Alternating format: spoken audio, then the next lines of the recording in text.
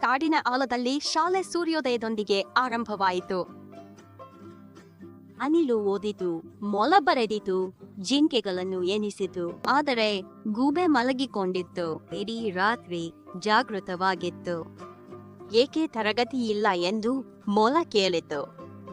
ನಾನು ಎಚ್ಚರದಿಂದ ಇರಲು ಆಗಲಿಲ್ಲ ಎಂದು ಗೂಬೆ ಅಲೆದಾಡಿ ಒಂಟಿತನವನ್ನು ಅನುಭವಿಸಿ ನಿಟ್ಟುಸಿರು ಬಿಡುತ್ತಾ ಹೇಳಿತು.